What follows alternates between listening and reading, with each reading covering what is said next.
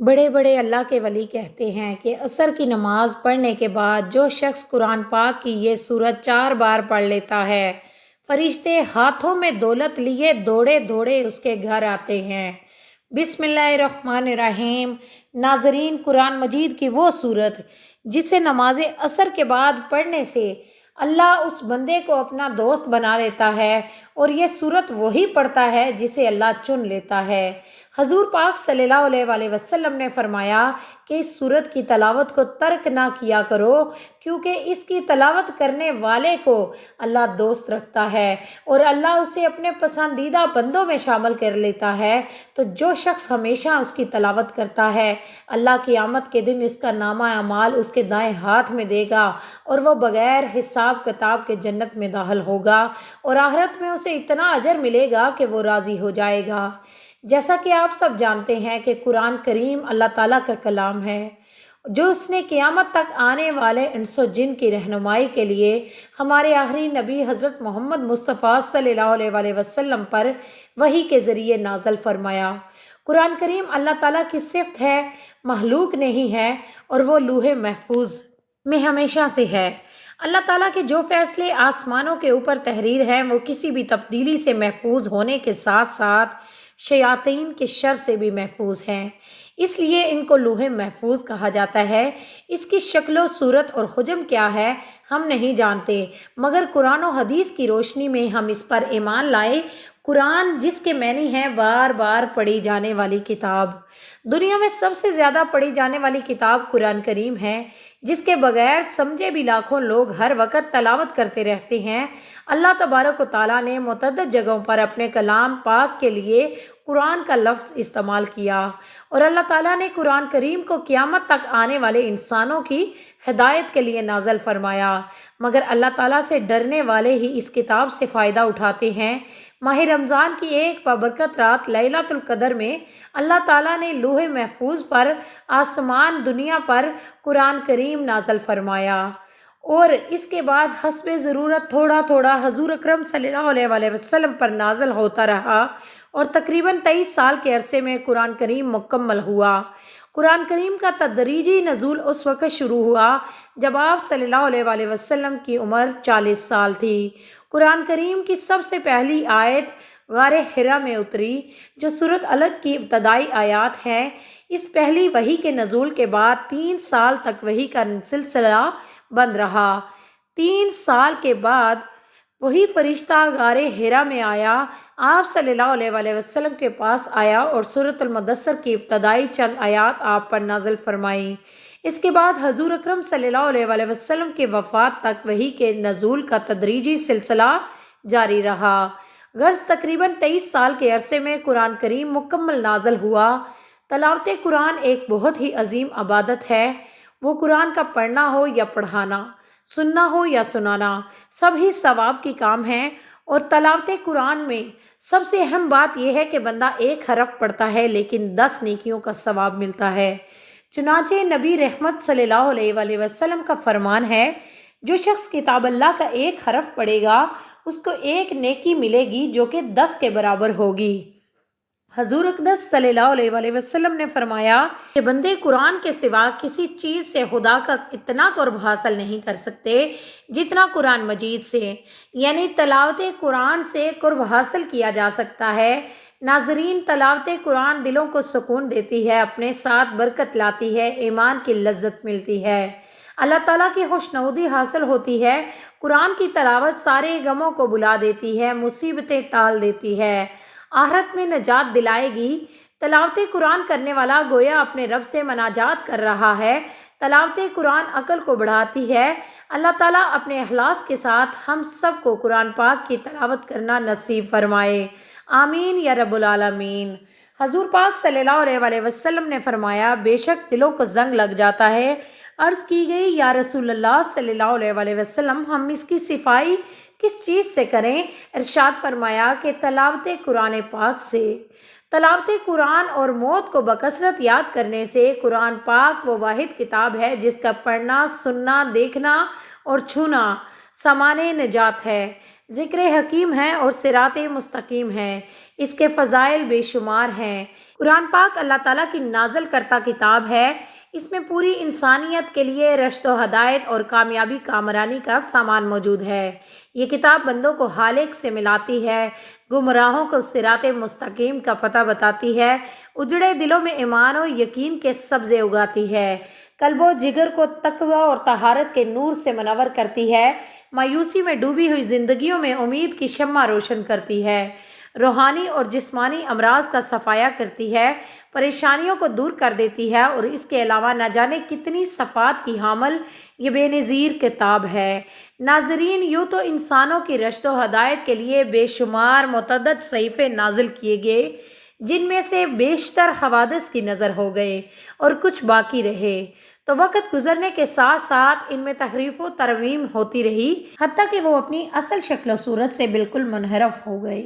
لیکن یہ قرآن کریم کا امتیازی وصف ہے کہ اس کی حفاظت کی ذمہ داری خود اللہ تعالیٰ نے رکھی ہے، اور اس کی حفاظت کے لیے ایسا وسیع اور عالمگیر نظام قائم فرمایا ہے جس کے نتیجے میں اس کا ایک ایک حرف، ایک ایک نقطہ بھی تحریف نہ ہو سکا، اور انشاءاللہ نہ ہو سکے گا۔ اللہ تعالیٰ نے لاکھوں کی تعداد میں حفاظ اور قرآن اور علماء مفسرین پیدا کر دیے، جن کا شب و روز قرآن پاک پڑھنے، پڑھانے، اس کو سمجھنے سمجھانے میں وقت گزرتا ہے۔ وہ ہمتاً قرآن پاک سے وابستہ رہتے ہیں اور اس کے علوم و معارف سے فیضیاب ہوتے رہتے ہیں۔ یقیناً ان سے بڑا خوش نصیب اور کامیاب و کامران روئے زمین میں کوئی بھی نہیں ہوگا اور نہ ہی کوئی ہو سکتا ہے۔ ان افراد کے مقام و مرتبے تک کس کی رسائی ہو سکتی ہے جو خدا کے اس نظام کا حصہ ہیں جو اس نے حفاظت قرآن کے لیے مقرر کیا ہوا ہے۔ بے شک قرآن کریم دنیا کی تمام کتابوں سے بہترین فائق و برتر ہے۔ اس کی صداقت و حقانیت روز روشن کی طرح عیاں ہے۔ اس کی حلاوت و شرینی اور اثر آفرینی ایسی ہے کہ لوگ کھینچے چلے آتے ہیں۔ دنیا میں سب سے زیادہ پڑھی جانے والی کتاب کا اعزاز قرآن کریم کو حاصل ہے۔ بے شک یہ کتاب تمام کتابوں سے افضل ہے، جیسا کہ ایک روایت میں ہے کہ اللہ کے کلام کی فضیلت تمام کلاموں پر ایسی ہے جیسے اللہ کا مقام تمام مخلوق کے مقابلے میں۔ بھلا اللہ کے مقابلے میں اس کی مخلوقات کی کیا حیثیت ہے؟ ٹھیک اسی طرح قرآن کے آگے دوسری کتابوں کی بھی کوئی حیثیت نہیں۔ قرآن کریم پڑھنے کی بہت سی فضیلتیں احادیث میں بیان کی گئی ہیں، جن میں ایک مشہور روایت میں یہ ہے کہ حضرت عثمان رضی اللہ تعالیٰ عنہ سے روایت ہے کہ حضور اکرم صلی اللہ علیہ وسلم نے فرمایا، تم میں سے بہترین شخص وہ ہے جو قرآن سیکھے اور دوسروں کو سکھائے۔ رسول اللہ صلی اللہ علیہ وسلم کا یہ خطاب تمام بنی نوع آدم سے متعلق ہے۔ تمام انسانوں میں بہتر اور افضل ترین شخص وہ ہے جو ان دو صفات کا حامل ہو، اول یہ کہ قرآن پڑھتا ہو، اور دوم یہ کہ دوسروں کو قرآن کی تعلیم دیتا ہو۔ اب ظاہر ہے قرآن کریم میں جو علوم ہیں وہ تمام علوم میں سے افضل و اشرف ہیں، لہٰذا افضل ترین علوم میں مشغول ہونے والا انسان بھی تمام انسانوں سے افضل ہوگا۔ حضرت ابو ہریرہ رضی اللہ تعالیٰ عنہ سے روایت ہے کہ نبی کریم صلی اللہ علیہ وسلم نے فرمایا، اللہ تعالیٰ کسی چیز کو ایسے پیار اور محبت سے نہیں سنتا جتنا کہ وہ اس آواز کو جو خوش الخوانی کے ساتھ قرآن پاک پڑھے۔ حضرت عائشہ صدیقہ رضی اللہ تعالیٰ عنہ فرماتی ہیں کہ حضور صلی اللہ علیہ وسلم نے فرمایا، جو آدمی قرآن مجید میں ماہر ہو وہ ان فرشتوں کے ساتھ ہے جو معزز اور بزرگی والے ہیں، اور جو قرآن مجید اٹک اٹک کر پڑھتا ہے اور اسے پڑھنے میں دشواری پیش آتی ہے تو اس کے لیے دوہرا اجر ہے۔ نبی صلی اللہ علیہ وسلم کا فرمان ہے، آسمانوں اور زمین کو پیدا کرنے سے 1000 سال پہلے اللہ تعالیٰ نے ان صورتوں کی تلاوت کی، اور جب فرشتوں نے تلاوت سنی تو کہنے لگے، خوش نصیب ہے وہ امت جس پر قرآن پاک اتارا جائے گا، اور خوشحالی ان دلوں کے لیے جو اس کو پڑھیں گے اور اسے یاد کریں گے، اور خوشحالی ہے ان زبانوں کے لیے جو اس کی تلاوت کریں گے۔ ایک حدیث میں ہے، جو شخص اس سورت کو صرف اللہ کی رضا کے واسطے پڑھے گا تو اس کے پہلے والے سب گناہ معاف ہو جاتے ہیں۔ بس اس سورت کو اپنے مردوں پر لازمی پڑھا کرو، کیونکہ دن میں ایک مرتبہ اس کو لازمی پڑھیں، کیونکہ جو اس سورت کی تلاوت کرتا ہے اللہ اسے پسند کرتا ہے اور اس کو اپنا ولی بنا لیتا ہے، اور آپ کو بھی اس صورت سے دوستی کرنی چاہیے۔ اللہ کی رضا کے لیے صرف 4 مرتبہ روزانہ عصر کی نماز کے بعد پڑھ لیں، اللہ تبارک و تعالیٰ آپ سے خوش ہو جائے گا۔ آپ کی زندگی کی تمام پریشانیاں انشاءاللہ ختم ہو جائیں گی۔ آپ جیسا چاہیں گے ویسا ہی ہوگا۔ قرآن مجید اللہ تعالیٰ کا کلام ہے اور رب کی آخری آسمانی کتاب ہے۔ پورا قرآن خیر و بلائی اور رحمت و برکت کا شفا کا سرچشمہ ہے۔ اس پر ایمان لانا، تلاوت کرنا، آیات میں تدبر کرنا، اس پر عمل کرنا اور شفا کے لیے قرآنی آیت پڑھ کر دم کرنا اور پوری زندگی اس کے مطابق گزارنا یہ قرآن کا حق ہے۔ البتہ رسول کریم صلی اللہ علیہ وسلم نے کچھ صورتوں اور آیتوں کی خصوصی فضیلت بیان کی۔ تو محترم ناظرین، اب ہم جان لیتے ہیں کہ وہ کون سی صورت ہے جس کی فضیلت کے بارے میں احادیث بھی موجود ہیں اور جس صورت کے بارے میں نبی پاک صلی اللہ علیہ وسلم نے خصوصی تاکید کی کہ اس کو پڑھنا کبھی ترک نہ کرنا۔ محترم ناظرین، اس سے پہلے آپ سے چھوٹی سی گزارش ہے، اگر آپ اس چینل پر نئے ہیں اور آپ نے ابھی تک اس چینل کو سبسکرائب نہیں کیا تو خدارہ اس چینل کو ابھی سبسکرائب کر لیں، کیونکہ ایسے بہت سے وظائف، ایسے بہت سے اعمال آپ کے حوالے ڈیلی بیس پر کرتی رہتی ہوں۔ محترم ناظرین، وہ صورت کون سی ہے؟ وہ صورت ملک ہے۔ صورت ملک کی 3 فضیلتیں صحیح احادیث میں موجود ہیں۔ پیارے آقا صلی اللہ علیہ وسلم اس سورہ مبارکہ کی تلاوت کیے بغیر نہیں سوتے تھے۔ یہ سورہ مبارکہ اپنے پڑھنے والے کے لیے شفاعت کرے گی، یہاں تک کہ اسے معاف کر دیا جائے گا۔ نبی کریم صلی اللہ علیہ وسلم نے فرمایا کہ قرآن پاک میں ایک صورت ہے جس میں 30 آیتیں ہیں اور وہ اپنے پڑھنے والے کے لیے اللہ تعالیٰ سے سفارش کرے گی حتیٰ کہ اس کی مغفرت کر دی جائے گی۔ سورت ملک قبر میں عذاب سے بچانے والی ہے۔ اس سورت کا ساتھی قبر کے عذاب سے محفوظ رہے گا۔ پیارے آقا صلی اللہ علیہ وسلم نے فرمایا، سورت ملک قبر کے عذاب کو روکنے والی ہے۔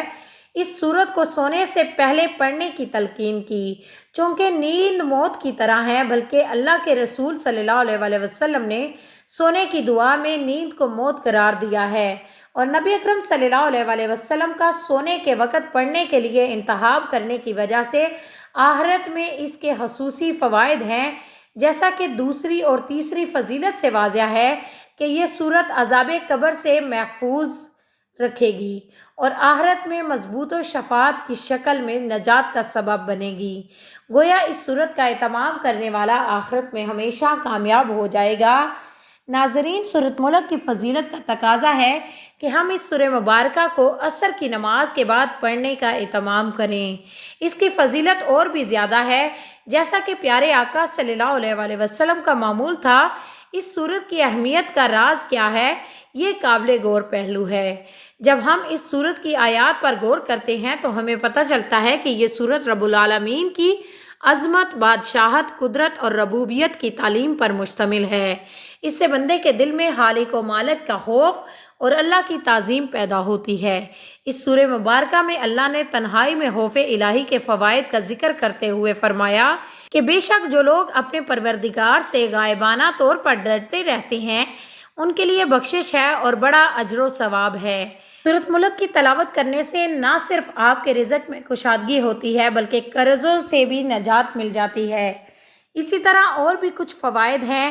نمبر 1، رزق کی فراہی کے لیے ہر روز نماز عصر کے بعد 3 یا 4 مرتبہ اس سورت کو اول آخر 11 مرتبہ درود پاک کے ساتھ پڑھیں۔ ہر روز نماز عصر کے بعد یہ وظیفہ بلا ناغہ پڑھنے کا معمول بنا لیا جائے تو رب کعبہ کے فضل و کرم سے کبھی رزق کی کمی نہیں ہوگی اور اللہ تعالیٰ کے پسندیدہ بندوں میں آپ کا شمار ہو جائے گا۔ اللہ تعالیٰ آپ کو اپنا دوست بنا لے گا۔ نمبر 2، غربت، تنگ دستی اور افلاس دور کرنے کے لیے ہر جمعہ کو نماز عشاء کے بعد مصلی پر بیٹھے اول آخر 11 بار درود پاک پڑھیں، درمیان میں 3 مرتبہ سورت ملک پڑھیں، پھر رب تعالیٰ سے دعا مانگیں، کسی سے بات چیت نہ کریں۔ حق تعالیٰ نے چاہا تو چند ہی دنوں میں اللہ تعالیٰ آپ کے اوپر بے پناہ انعام و اکرام نازل فرمائے گا۔